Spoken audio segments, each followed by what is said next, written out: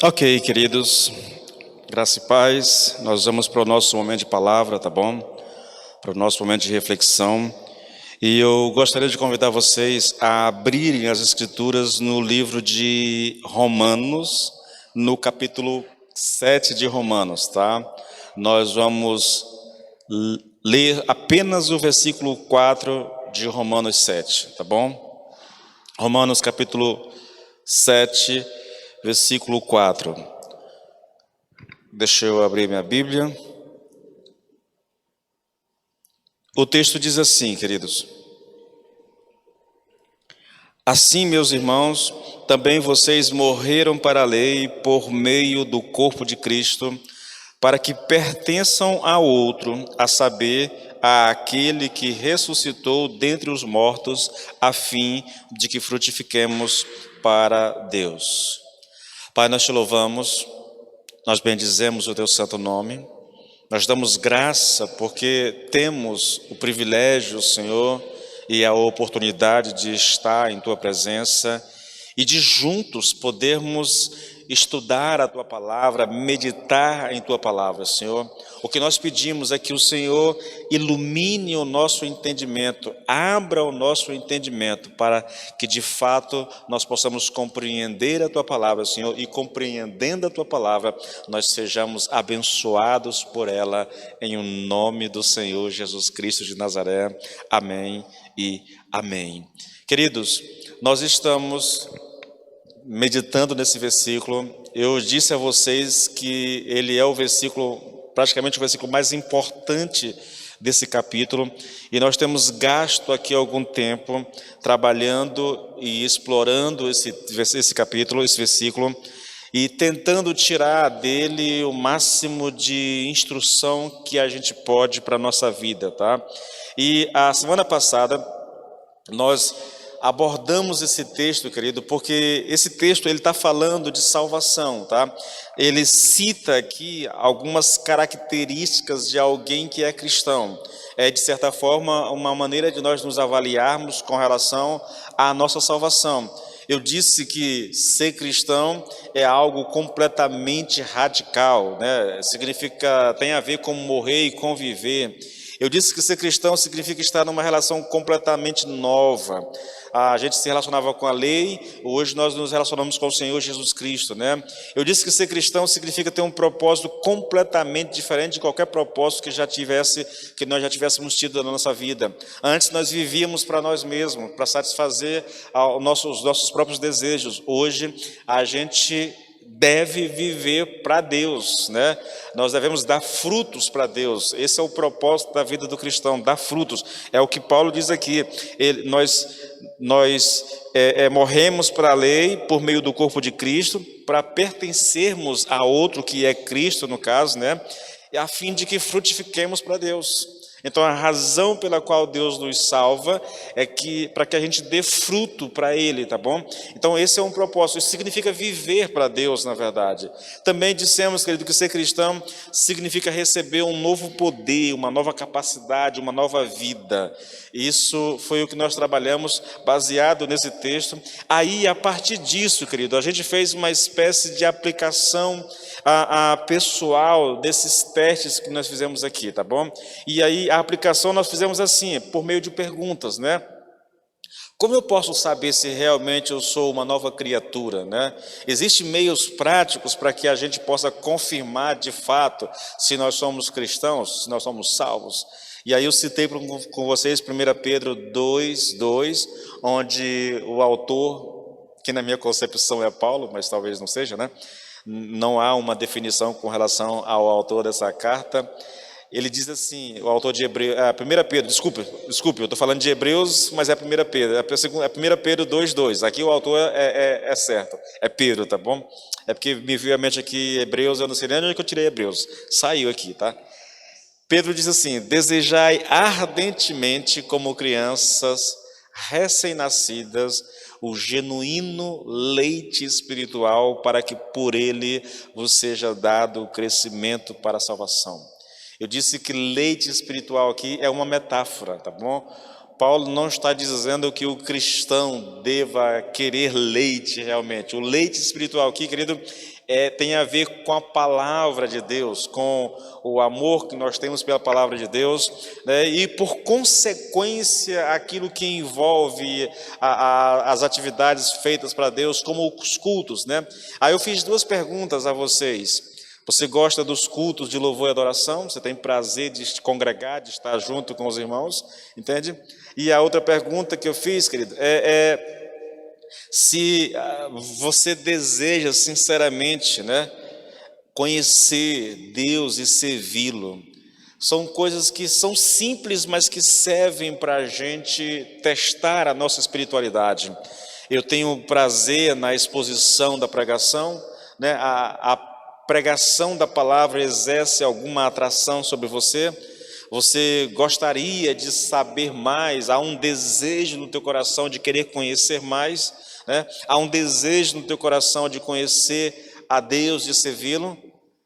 Mesmo que você tenha imperfeições, querido, é necessário que a gente entenda isso. Se eu tenho esses desejos, querido, de congregar, se eu tenho esse desejo de conhecer a palavra de Deus, se eu tenho o desejo de conhecer Deus, de servi-lo, então, por mais que eu tenha imperfeições, querido, eu sou alguém que nasceu de novo, né? Eu sou alguém que nasceu de novo. Eu não posso permitir que, pelo fato de eu ter defeitos, eu ache que não seja salvo, entende? Esse é um problema muito sério na vida de muitas pessoas. Bom, aí nós falamos sobre essa questão, tá?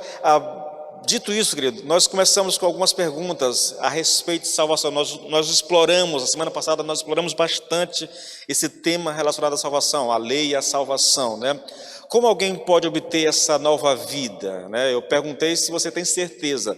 Aí depois eu perguntei como é que alguém pode obter essa nova vida, como é que alguém pode se tornar um cristão? E a resposta bíblica é por meio do corpo de Cristo. É o que o texto diz. Assim, meus irmãos, também vós estáis mortos para a lei pelo corpo de Cristo.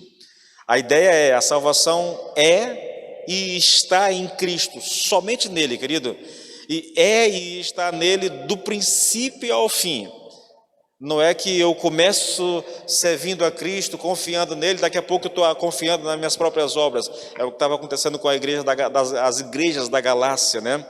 Então a gente viu essa questão. A salvação é pelo corpo de Cristo.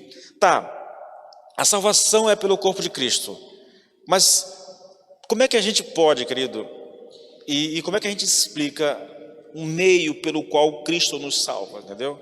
Como Jesus Cristo nos salva? Eu sei que a salvação é por meio dele, mas como é que ele nos salva? E aí a primeira resposta é que ele nos salva por meio da morte, da sua morte. Foi o que eu disse. Jesus nos salva por meio da sua morte. É lógico, tudo isso aqui está detalhado na ministração da semana passada, tá bom? Que eu tirei do ar, o áudio estava muito ruim, eu tirei do ar, editei ela, dei uma trabalhada no áudio, não ficou 100%, mas dei uma trabalhada no áudio, né? E aí publiquei novamente nas redes sociais, em todas, no YouTube, no Instagram, no meu perfil pessoal, no perfil da igreja, no YouTube, também no meu perfil pessoal e no perfil da igreja, tá? A mensagem está lá. Aí nós fizemos uma outra pergunta, né? Bom, nós somos salvos pela morte de Jesus. Mas pergunto, por que o Filho de Deus morreu ou precisou morrer naquela cruz? São perguntas que nós trabalhamos exaustivamente, as respostas, tá bom? E eu estou só sintetizando tudo aqui para poder emendar, tá? Porque, olha só, porque o Senhor Jesus Cristo disse que, se quisesse, poderia convocar mais de 12 legiões de anjos para o levarem para o céu e assim evitar a morte. Por que ele não evitou? Porque ele morreu, na verdade. E a primeira resposta que nós demos é: ele morreu por causa da lei. E eu disse a vocês, qualquer ideia sobre a morte de Cristo que não seja específica e primariamente expressa em termos da lei é uma falsa interpretação da sua morte. Se eu falo da morte de Cristo e não entendo que a morte de Cristo se deu por causa da lei, a minha interpretação, ela não é verdadeira. Bom, ele morreu por causa da lei. Mas por que Jesus teve que morrer naquela cruz para satisfazer a lei? Porque ele morreu para satisfazer a lei. Por que ele teve que morrer na cruz para satisfazer a lei? Porque a lei não pode ser ignorada, ela não pode ser colocada de lado. É por isso. A lei é a lei de Deus. A lei, ela manifesta o caráter de Deus. Não dá simplesmente para Deus dizer, olha, vou te perdoar e está tudo resolvido. Não, querido, de forma alguma. Deus é um Deus santo, Deus é um Deus justo, e Ele, para me perdoar, Ele precisa me perdoar, mas ao mesmo tempo permanecer justo. A cruz faz isso. Jesus morrendo na cruz, Ele faz isso. Então, como foi que Cristo satisfez a lei, irmãos? Essa é a pergunta das perguntas, e aqui é o centro de toda a resposta a respeito de salvação. Como foi que a lei precisa ser satisfeita? Jesus morreu para satisfazer a lei, mas por que, né? Ou como ele satisfez a lei? Primeiro, ele se colocou debaixo da lei, se identificando conosco. Gálatas 4:4, vou citar mais para frente. Depois ele cumpriu a lei em todas as suas exigências, ele satisfez plenamente, totalmente a lei. E depois ele foi para a cruz em nosso lugar. E ali ele satisfez as exigências da lei no meu lugar. Irmãos, isso é tão interessante, querido. A quebra da lei, ela requer morte, querido. A alma que pecar, essa morrerá. Esse é um mandamento fundamental nas Escrituras Sagradas. A gente não pode simplesmente ignorar isso. Eu ouço as pessoas falando de amor, amor, amor, amor o tempo todo, como se tudo que Deus tem para nos dar é amor. Deus é Deus de amor? É verdade, irmãos, Deus é um Deus de amor. Mas o amor de Deus, ele não pode, Deus que me perdoe dizer isso, o amor de Deus não pode suprimir a justiça de Deus. O Deus que é Deus de amor também é um Deus justo. E as duas coisas precisam andar paralelamente. Ele me ama, mas ao mesmo tempo é justo. E a única forma de Deus manifestar o seu amor e a sua justiça, salvando pecadores como eu e como vocês, foi através de Jesus Cristo. Como é que ele fez isso? Primeiro ele satisfez a sua justiça, né? Satisfez a sua lei. Como é que ele fez isso? Punindo os meus pecados em Jesus. Ele está satisfazendo a sua justiça, ele está satisfazendo a lei. A lei não está sendo posta de lado, a lei está tendo o seu devido respeito, a sua devida honra. Ela exige morte de nós, pecadores, então Deus foi e matou o seu próprio filho. A sua justiça está sendo satisfeita e, ao mesmo tempo, o amor de Deus está sendo manifestado de maneira gloriosa, querido, porque Ele está me salvando a despeito dos meus pecados. Isso é um negócio tremendo, querido. Isso é um negócio tremendo. É assim que o Senhor nos salva, satisfazendo a lei em nosso lugar. Só que isso não é tudo, queridos. Aí, agora sim, eu vou entrar aqui na ministração de hoje, tá bom? Isso não é tudo, tá bom? Não é tudo. Volto mais uma vez para Romanos 7:4. Eu vou ler o texto mais uma vez. Assim, meus irmãos, também vocês morreram para a lei, por meio do corpo de Cristo, para que pertençam a outro, a saber, àquele que ressuscitou de entre os mortos. É impressionante como nesse texto, Paulo fala da morte de Cristo, mas ele também fala da ressurreição de Cristo. O apóstolo aqui está se referindo à ressurreição física e literal do Senhor Jesus Cristo. É por isso, querido, que do ponto de vista da salvação, nada pode ser mais crucial do que a morte e a ressurreição. Olha, eu não sei se você conseguiu perceber, querido, aqui, mas o ensino bíblico é que só a morte do Senhor Jesus Cristo não é suficiente para nos salvar. A gente sempre fala da morte, é verdade, e graças a Deus, querido, Se não fosse a morte, também não haveria salvação. Mas a morte por si só, ela não é suficiente. Se Cristo não tivesse ressuscitado, não haveria salvação. E aí, mais uma vez, surge uma pergunta que precisa de resposta. A pergunta é: por que a ressurreição é tão crucial para a nossa salvação? Assim como a morte é crucial, entende? É porque a ressurreição, querido, é a prova final de que o que Jesus fez pela nossa vida, ou pela sua vida e sua morte, é suficiente. A ressurreição é a prova definitiva que o sacrifício de Jesus Cristo foi suficiente. Isso, querido, porque ele respondeu à última exigência da lei e a cumpriu, razão pela qual ele venceu o último inimigo, que é a morte. Lá em 1 Coríntios capítulo 15, Paulo fala desse último inimigo, entendeu? Tinha que ser vencido, querido. Esse último inimigo tinha que ser vencido para que nós pudéssemos ser plenamente salvos. E Cristo fez isso, porque ele ressuscitou. Veja, quando eu digo, querido, que a morte de Cristo, ela satisfez totalmente a justiça de Deus, ela satisfez totalmente a lei de Deus, a gente pensa, mas pastor, como é que a gente sabe disso? A gente sabe, querido, pelo fato de Cristo ter morrido, mas depois ter ressuscitado, entendeu? A ressurreição diz que o sacrifício foi aceito. A ressurreição diz que Deus está satisfeito na sua justiça. A ressurreição diz que a lei foi plenamente satisfeita, entende?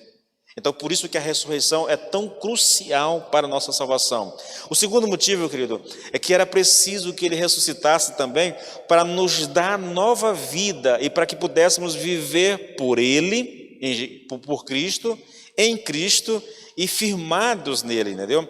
Era preciso que ele ressuscitasse para nos apresentar a Deus, querido. Só a morte não realiza essa obra, irmãos.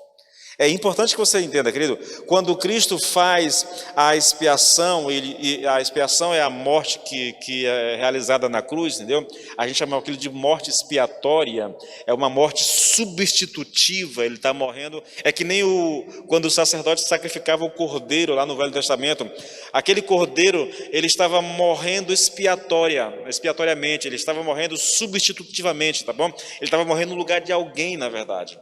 É muito interessante quando a gente pensa sobre isso, querido, e quando a gente olha para todo o Velho Testamento e entende aquilo que era feito lá.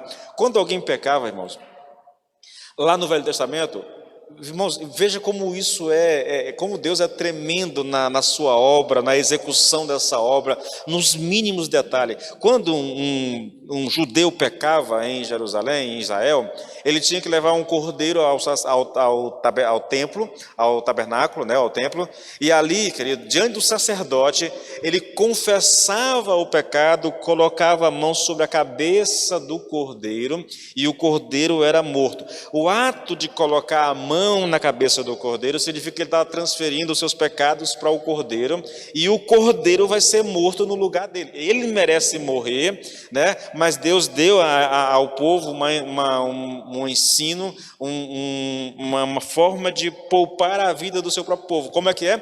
Ele confessa o pecado e transfere o pecado para o cordeiro é morto, é sacrificado no lugar dele. Ele merece morrer, mas quem morreu foi o cordeiro.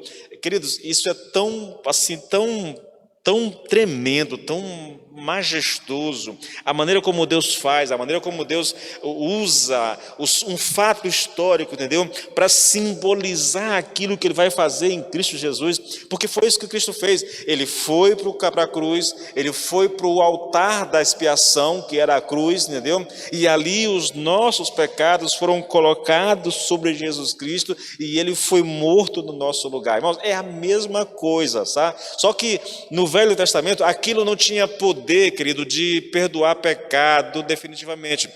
Todos os anos eles tinham que fazer a festa do Yom Kippur, que é a festa da expiação. E toda vez que o judeu peca, ele tem que voltar lá de novo, entendeu? Mas o sacrifício de Cristo não. O sacrifício de Cristo foi definitivo. Uma vez feita, não há necessidade de fazer-se outra vez, entende? É isso aqui é tremendo. Então, deixa eu te mostrar o texto. 1 Pedro 3,18 diz assim, olha, Cristo também sofreu uma vez por todas pelos pecados de todos nós, pecadores culpados, embora ele mesmo fosse inocente de qualquer pecado em qualquer tempo, para que pudesse, veja, ele sofreu pelos pecados de todos nós, para que pudesse levar-nos de volta a Deus. A morte de Cristo, a expiação que ele fez, a sua morte vicária naquela cruz, foi para que ele pudesse nos levar, para nos apresentar a Deus, querido. Essa é a segunda razão porque nós precisamos porque a expiação é tão importante. A terceira razão, querido, é que a ressurreição de Cristo também garante que a nossa salvação final e definitiva será total e completa. Que o nosso corpo também ressuscitará, será glorificado e será inteiramente liberto do pecado em todas as suas manifestações e em todas as suas formas. Aí não tem como. Eu vou levar vocês para 1 Coríntios, no capítulo 15, e eu vou ler alguns versículos, querido, onde Paulo traz aqui o capítulo mais espetacular da Bíblia a respeito da ressurreição, mais completo. É uma teologia sistemática completa num capítulo só, tá? Então, 1 Coríntios 15, na verdade, a partir do versículo 13. Pois se não há ressurreição, Paulo está combatendo aqui, nós estamos estudando essa carta no domingo, a gente vai passar por isso aqui lá na frente, tá? Um grupo que não acreditava que havia ressurreição. E Paulo está dizendo assim, olha, se não há ressurreição dos mortos, nem Cristo ressuscitou. E se ele ainda está morto, então toda a nossa pregação é inútil e a fé que vocês têm também é inútil. E nós, os apóstolos, seremos todos considerados falsas testemunhas de Deus, porque dissemos que Deus ressuscitou Cristo. Se eles, os mortos, não ressuscitam, então Cristo também não ressuscitou. E se Cristo não ressuscitou, a fé que vocês têm é inútil e vocês ainda estão sob condenação dos seus pecados. Nesse caso, todas as pessoas que já morreram em Cristo estão perdidas. Observe, Paulo parte do princípio, bom, se não há ressurreição, então Jesus também não ressuscitou. Se Jesus não ressuscitou, nós temos aqui alguns problemas. Primeiro, nós, os apóstolos, somos mentirosos, porque nós temos pregado que Deus ressuscitou Cristo. Mas se não há ressurreição e Cristo continua morto, então Deus não ressuscitou Cristo. Nós estamos mentindo com a nossa pregação. Mas o problema não é só esse. Se não há ressurreição, a nossa pregação também é inútil. Não serve para nada. Porque a nossa mensagem é exatamente essa. A nossa esperança é a ressurreição. Porque Ele ressuscitou, nós ressuscitaremos com Ele. Mas se Ele não ressuscitou, a nossa mensagem é inútil. E pior ainda, se Ele não ressuscitou, todos aqueles que morreram em Cristo estão perdidos e condenados. Você percebe, querido? A ressurreição é fundamental na salvação. Aí, pulando, dando aqui um salto quântico aqui, do versículo 18 lá para o 53, olha só, porque ele continua falando, porque depois ele falou de ressurreição, ressurreição do corpo, que há tipos de carne, tipos de ressurreição. Aí no 53 ele diz assim, olha, porque é necessário que este corpo corruptível se revista de incorruptibilidade e que o corpo mortal se revista da imortalidade. E quando este corpo corruptível se revestir de incorruptibilidade e o que é mortal se revestir de imortalidade, então se cumprirá a palavra que está escrita: tragada foi a morte pela vitória. Foi o último inimigo a ser vencido, a morte. Cristo, pela ressurreição, ele derrotou a morte. Por causa disso, nós temos a esperança, querido. Na verdade, nós temos a certeza de que nós também ressuscitaremos com o Senhor.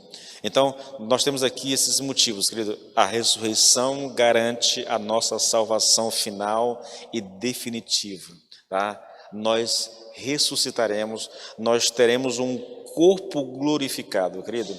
Bom, é assim que nós somos salvos, por meio da morte, mas também por meio da ressurreição.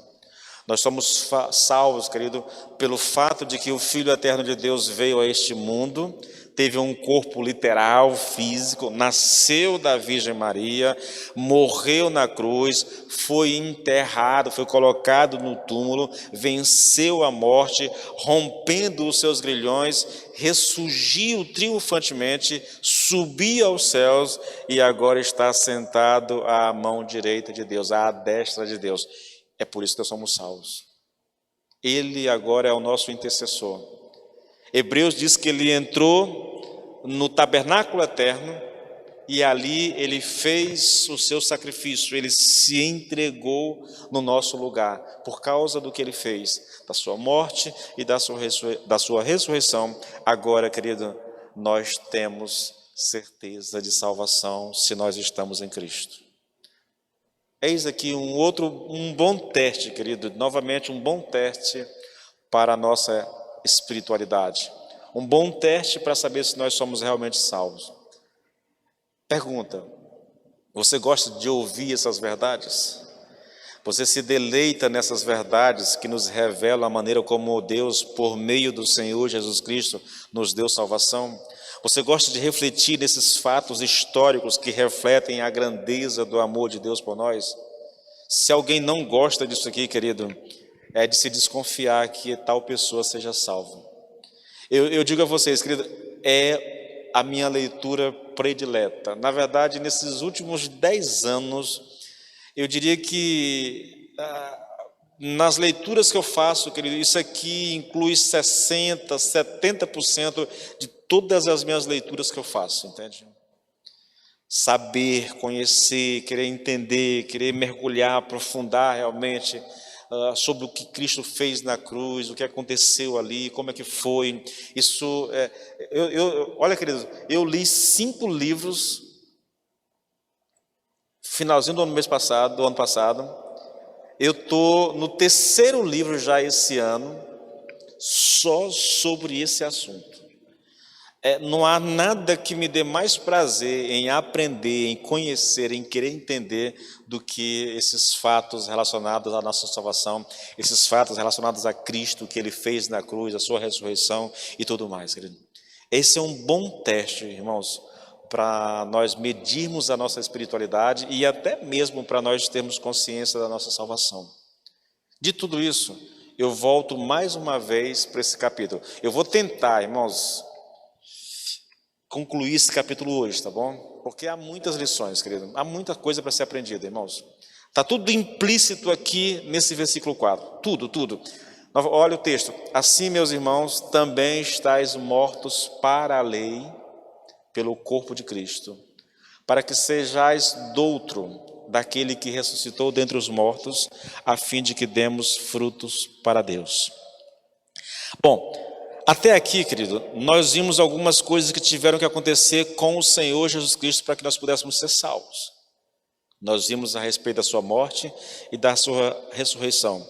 Mas qual a relação disso, ou qual a nossa relação disso com esses fatos? O que nós temos a ver com isso? Ou como que nós respondemos a isso? Sei lá, é tanta forma, tanta pergunta, na verdade, entendeu? Qual a nossa relação com esses fatos? O que isso tem a ver conosco? Até aqui nós falamos daquilo que Cristo fez, mas e a nossa parte? Pergunto para vocês, seria apenas uma questão de crer, de aceitar essas proposições, de acreditar nessas declarações relativas aos fatos concernentes a Jesus? Ou seria isso, querido, e mais a determinação de segui-lo, de imitá-lo, de tentar viver a vida que ele viveu? É isso que nos torna cristão? É essa a nossa parte nesse negócio todo? E a resposta é não. Eu sei que muitas pessoas diriam que sim, mas a resposta é não, querido. O nosso papel não é só crer nessas coisas, não é só obedecer a Deus, não é só tentar imitar Cristo, entendeu? Tudo isso é verdadeiro, querido, mas não é só isso, irmãos. Por que eu digo isso? Porque é possível ter apenas uma crença intelectual. a respeito desses fatos. É possível que alguém aceite com a mente o ensino correto das Escrituras e ainda não seja um cristão. É possível que alguém tente viver ou procure viver uma vida virtuosa, talvez até mesmo imite a Cristo em algumas coisas e ainda assim não ser cristão. Por mais que essas atitudes elas sejam essenciais, elas não são suficientes. E aí eu vou tentar explicar isso agora, tá bom? E eu peço que você tenha um pouquinho de paciência e tente acompanhar o raciocínio que vai ser desenvolvido para explicar, querido, o que falta da nossa parte, tá? Vamos lá. Eu vou começar aqui lendo só a parte que nos interessa, tá bom? Assim, meus irmãos, também vós estáis mortos para a lei pelo corpo de Cristo. Esse texto, querido, que eu li aqui, ele fala da nossa união mística com o Senhor Jesus Cristo. Nós somos inseridos em Cristo Jesus. E isso nos leva imediatamente aos capítulos 5 e 6 de Romanos, tá? No capítulo 5, no versículo 10, está escrito assim: porque se nós, quando inimigos, fomos reconciliados com Deus mediante a morte do seu Filho, muito mais estando já reconciliados, seremos salvos pela sua vida. Mas quando nós pregamos isso aqui, nós dissemos que a interpretação mais correta não é salvo pela sua vida, mas é salvo em sua vida, tá? Nós somos salvos não pela morte de Cristo em si, mas nós somos salvos porque nós fomos inseridos em Cristo. Isso é a diferença de ser salvo pela morte e ser salvo pela sua vida, né? Ou em sua vida. Nós somos salvos na vida de Cristo, nós fomos inseridos nessa vida de Cristo. Aqui Paulo está introduzindo esse tema, querido, tá bom? Ele está falando de como que a pessoa é salva. No versículo 12 em diante, ele passa a explicar esse tema, o tema da união com Cristo, porque a ideia aqui de que nós somos unidos com Cristo, e essa união é porque o Espírito Santo nos inseriu em Cristo Jesus, tá bom? Nós somos batizados em Cristo Jesus, e batizados aqui tem o sentido de ser inserido, de ser colocado no corpo de Cristo, tá bom? Aí, do versículo 12 em diante, ele explica esse tema. Sintetizando tudo, a ideia que Paulo traz é assim: antes de ser salvo, logicamente, nós estávamos ligados a Adão, inseridos em Adão, mas agora, por causa de Cristo, nós estamos inseridos nele, em Jesus Cristo. Se você depois quiser voltar lá e dar uma olhada, querido, é muito interessante, né, a maneira como Paulo coloca isso. Quando a gente chega no capítulo 6, novamente ele traz à tona a mesma ideia de união mística, tá bom? Agora 6:3, olha só.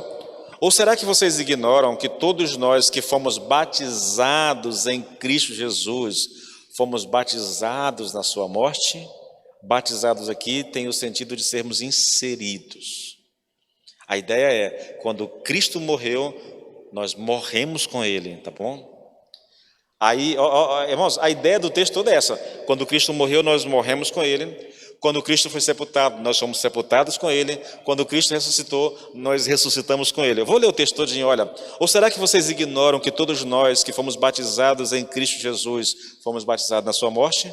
Fomos sepultados com Ele na morte pelo batismo, né? Para que, como Cristo foi ressuscitado dentre os mortos, para a glória do Pai, assim também nós andemos em novidade de vida. Andar em novidade de vida é ressuscitar com Cristo, tá bom? Porque se fomos unidos com Ele na semelhança da sua morte, certamente também o seremos na semelhança da sua ressurreição. Quando Paulo diz que nós somos unidos com Cristo na semelhança da sua morte, ele está fazendo uma separação. Cristo morreu de fato naquela cruz. Aquilo é um acontecimento histórico. Nós não morremos de fato naquela cruz. Nós fomos unidos na semelhança, porque nós estamos unidos a Cristo, nós morremos com Ele.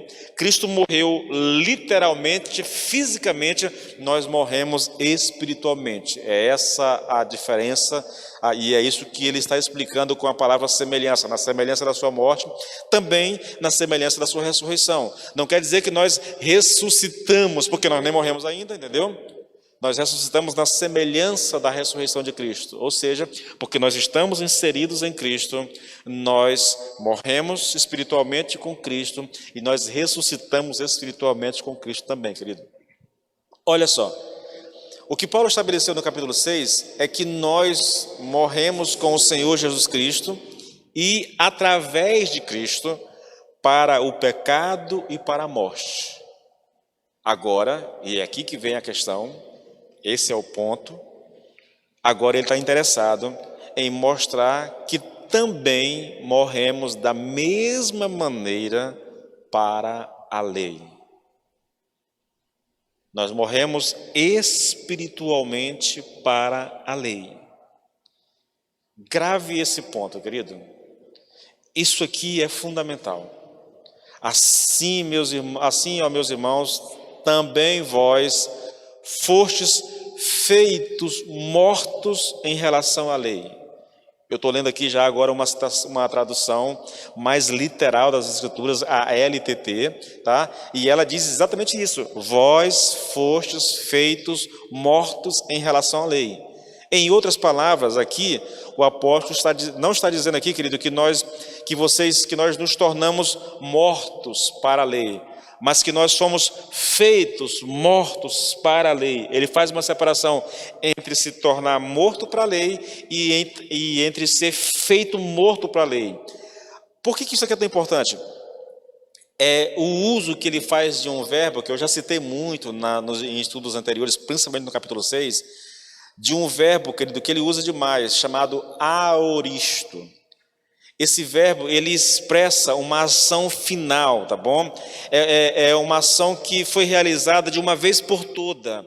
Não é um processo, não é algo que está em andamento. Quando eu digo que nós nos tornamos mortos, eu estou falando de um processo, entendeu?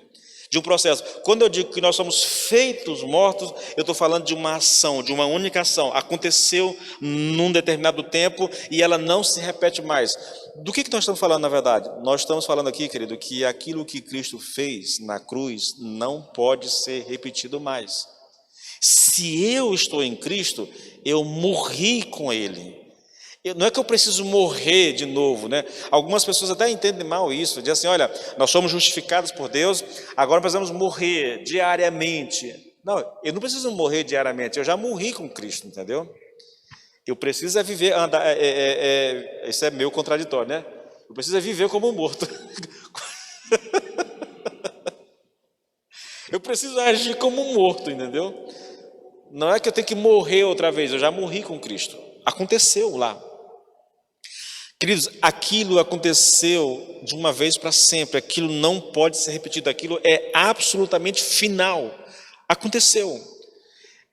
Quando eu digo, irmãos, que um crente, alguém que nasceu de novo, realmente não pode perder a salvação, eu tenho em mente exatamente essa mensagem.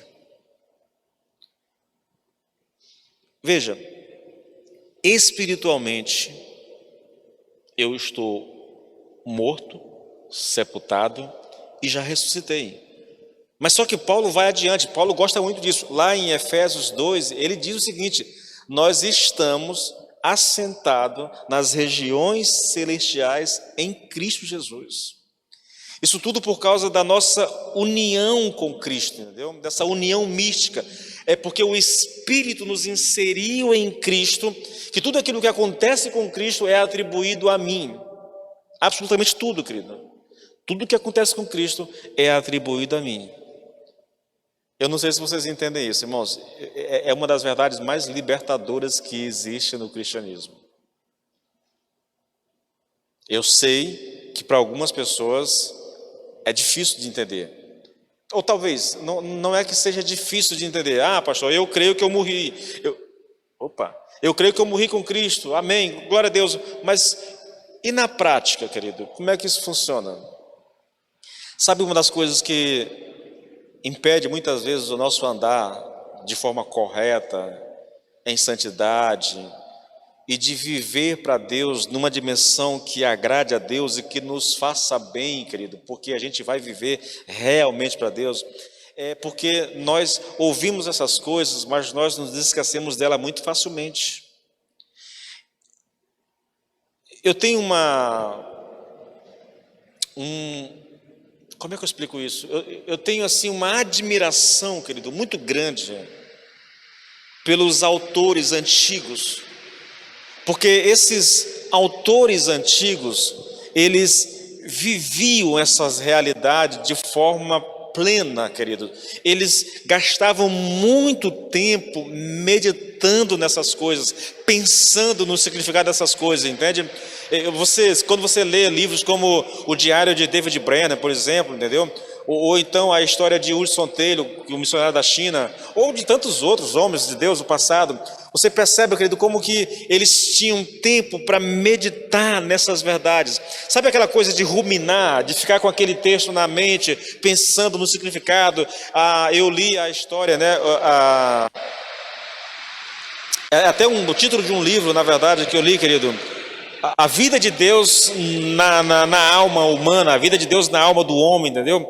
É um autor muito, muito antigo, ele escreve algo nesse sentido, e ele fala, querido, do tempo que ele tinha diante de Deus, a sós com o Senhor, meditando. Irmãos, era uma coisa que os antigos faziam muito, meditar, gastar tempo pensando nessas verdades. Eu estou em Cristo, eu fui inserido em Cristo.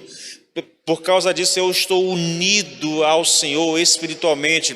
Então o que aconteceu com ele, aconteceu comigo. Já que Cristo foi para a cruz, ele morreu naquela cruz, eu morri com ele. Ele foi sepultado, eu fui sepultado com ele. Ele ressuscitou, eu ressuscitei com ele. E eu começo a pensar nessas verdades, querido. Eu começo a ruminar essas verdades na minha mente, no meu coração, entende? E vou pensando, e muitas vezes, querido, enquanto eu estou fazendo isso, o Senhor abre o nosso entendimento para que a gente compreenda. Eu estava lendo do comentário de Romanos 6, faz muito tempo isso, eu morava aqui ainda do lado aqui, na casa do Deus, e eu estava lendo a respeito disso exatamente, sabe?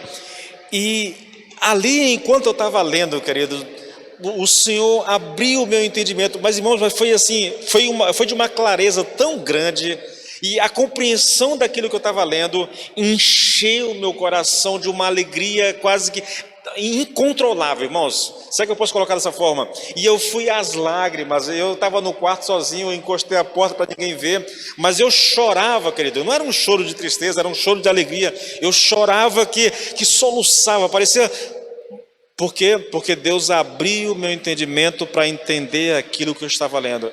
Irmãos, é disso que nós mais precisamos como povo de Deus. O problema é que nós não temos tempo para Deus, somos muito ocupados, a gente tem muita coisa, muita responsabilidade, entendeu? Muitos compromissos, e a gente gasta o tempo, e quando não tem compromisso, a gente faz compromisso para nós, né? A gente pega um celular, vai ficar olhando a rede social, olhando a vida alheia, sentindo inveja do irmão que está viajando, ou que está comendo num bom restaurante, e você não tem tempo para pensar em Deus, e por isso a gente não desfruta da forma como deveria dessas verdades tão profundas e tremendas, querido. Voltando, Paulo está dizendo aqui, querido, assim como nós morremos para o pecado, assim como nós morremos para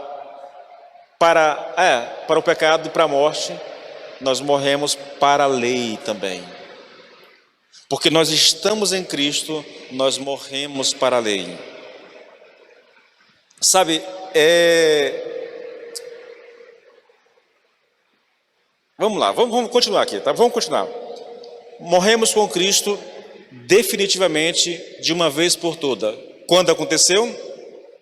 Lá na cruz. Quando Cristo morreu naquela cruz. Na verdade, querido, entenda isso, ninguém pode ser cristão sem ter morrido com Ele. De forma alguma. Não há possibilidade de alguém ser cristão sem que tenha morrido com Cristo, queridos.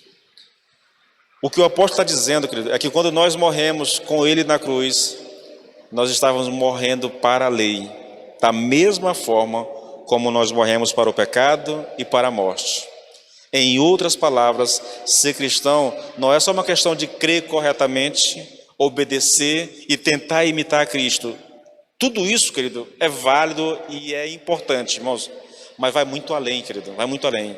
Ser cristão significa que nós morremos definitivamente para a lei.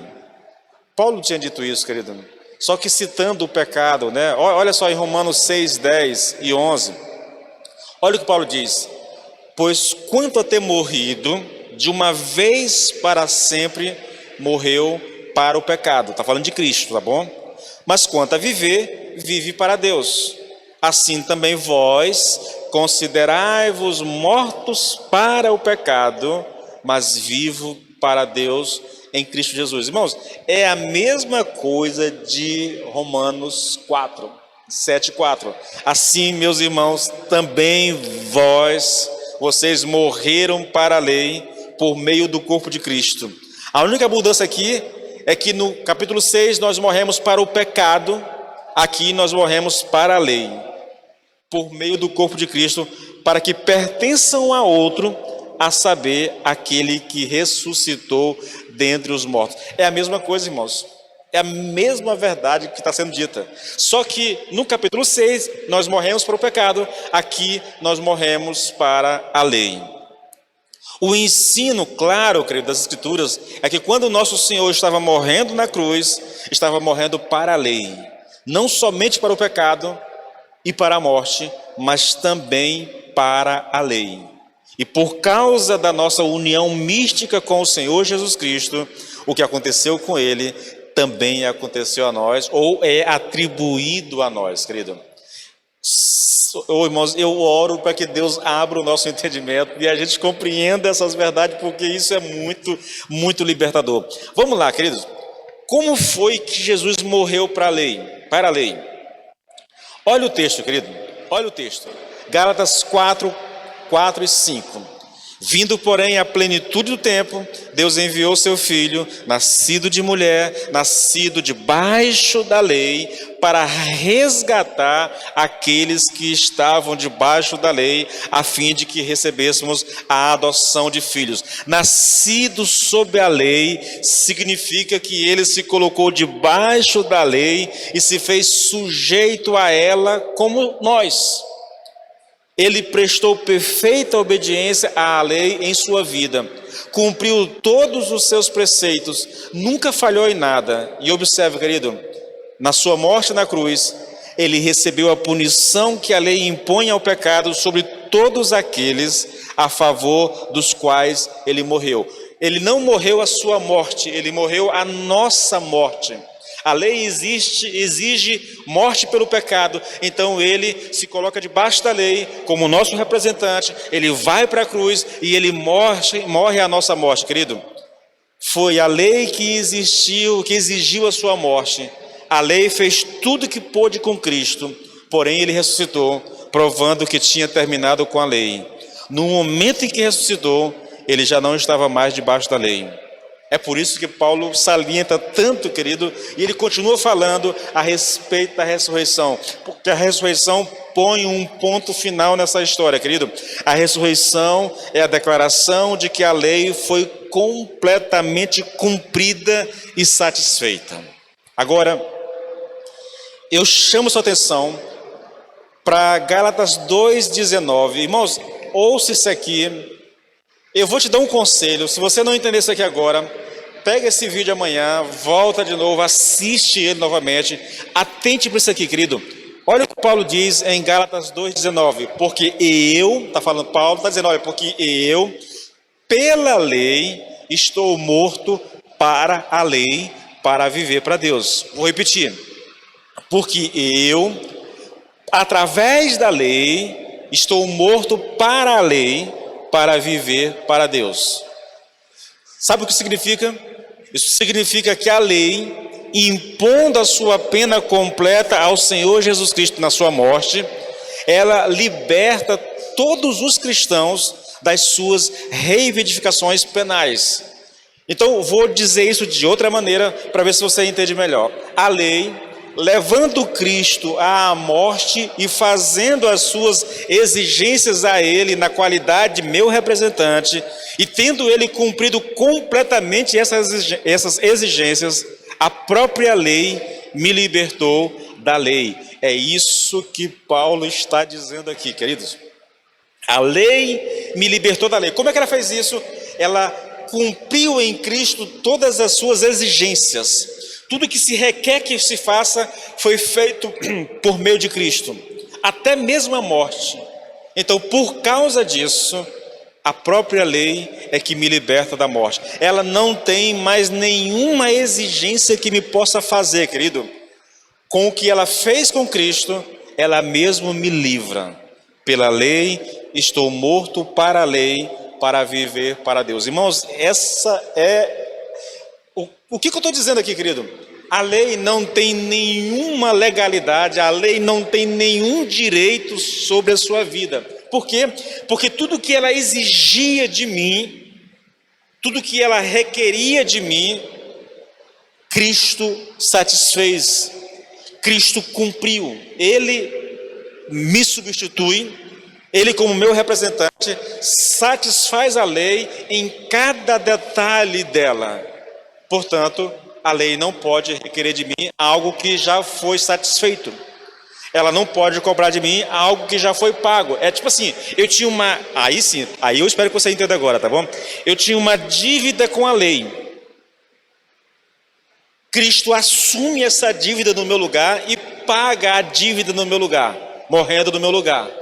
Portanto, a lei não tem mais nenhuma cobrança para me fazer.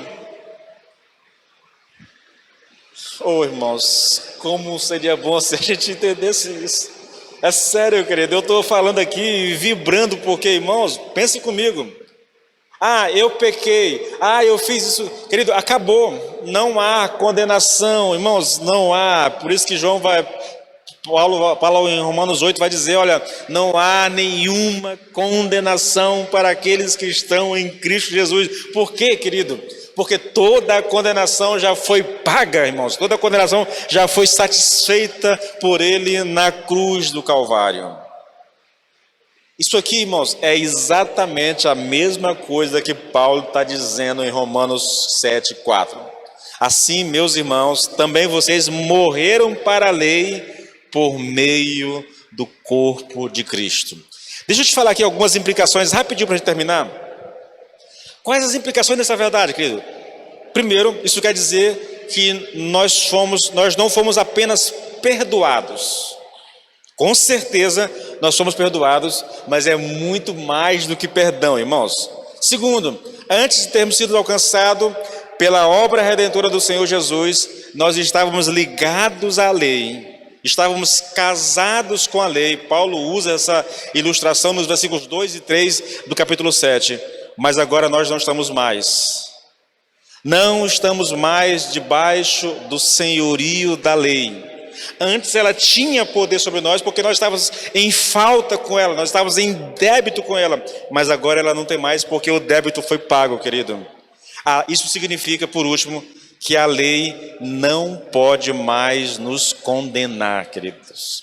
A lei fez tudo o que podia fazer com aqueles de nós que estamos em Cristo Jesus, incluindo a nossa condenação e a nossa punição. Entretanto, querido, ela não pode mais apontar o dedo para nós, ela não pode mais nos acusar, ela não pode mais nos condenar. Isso é prova, e Paulo cita isso em Romanos 8:1. Agora, pois, já não há nenhuma condenação para os que estão em Cristo Jesus. A conta foi paga, querido. A conta foi paga, o débito foi quitado. Não há mais débito. E não é só aquela coisa de que ele pagou a conta, mas eu estou contraindo novos débitos. Não. Tudo foi colocado nessa conta na pessoa de Cristo Jesus, e Ele pagou por tudo isso. de maneira que nós somos livres, totalmente livres, libertos, completamente libertos. Nós podemos viver para Cristo, querido, da melhor forma possível, se nós absorvermos essas verdades, se nós vivermos a nossa vida baseados nessa verdade, querido. O grande problema da nossa salvação não é o diabo. Irmãos, eu já disse a vocês, quando se trata de salvação, o diabo não é problema. Quando se trata de salvação, o único problema que nós temos é a lei de Deus. É a lei de Deus. Porque é a lei que exige... E entenda isso, querido. A lei de Deus, ela é um reflexo do caráter de Deus. A lei de Deus representa o próprio Deus, querido. Então o nosso problema era exatamente esse. O nosso problema é exatamente esse. Nós tínhamos um débito com a lei, e esse débito, para que fosse pago, ele requer de nós morte. Morte, querido. Escute isso. Só há perdão de pecado por meio do derramamento de sangue. Não há perdão de pecado sem que sangue seja derramado. É só você voltar para o Velho Testamento mais uma vez, e você vai ver isso lá nos livros de Êxodo, Levíticos, Números, Deuteronômio, entendeu? Tem que haver, para que o meu pecado seja perdoado, um animal tem que morrer no meu lugar, querido. Não há, Hebreus diz, não há derramamento de sangue, não há perdão de pecado sem que haja derramamento de sangue. Então eu tenho um débito com a lei. O que eu faço para pagar? Eu tenho que morrer, querido. Eu tenho que morrer. E de fato, Deus resolveu o problema. Eu morri por meio de Cristo Jesus. Entende? Sangue foi derramado, e não foi o meu sangue impuro, foi o sangue do Filho de Deus que foi derramado naquele altar, lá no Calvário. Sangue azul, o sangue do Filho de Deus foi derramado no meu lugar. Por isso todo o débito foi quitado, e por isso agora eu posso desfrutar de uma relação plena e satisfatória com meu Deus. Se coloque de pé, por favor, querido, em nome de Jesus. Eu espero de todo o meu coração, querido, que você entenda e que creia nisso. Se você tem dificuldade de entender, irmãos, volta amanhã no vídeo, vai estar no YouTube, vai estar no Facebook, vai estar no Instagram. Volta lá, querido, volta lá e ouve mais uma vez. E se precisar, ouve mais uma vez, até que você encontre libertação plena nessas verdades que foram pregadas aqui hoje, no nome de Jesus, tá bom? Vamos orar ao Senhor. Pai, nós te louvamos de todo o nosso coração, Senhor, pelas verdades da Tua palavra, Senhor. Quão libertador, Senhor, é a Tua palavra, Senhor. É por isso que está escrito: e conhecereis a verdade, e a verdade vos libertará. Que o Senhor nos conceda a graça de entendermos verdadeiramente essas verdades, Pai, e que isso traga libertação para as nossas vidas, em nome do Senhor Jesus Cristo, e que como filhos e filhas de Deus, Pai, nós possamos desfrutar de uma relação íntima e pessoal, e satisfatória com o Senhor, em nome do Senhor Jesus Cristo. Amém e amém. Amém, queridos. Deus abençoe vocês, e até amanhã para as mulheres, né? E domingo para o restante da igreja, tá? Deus abençoe vocês.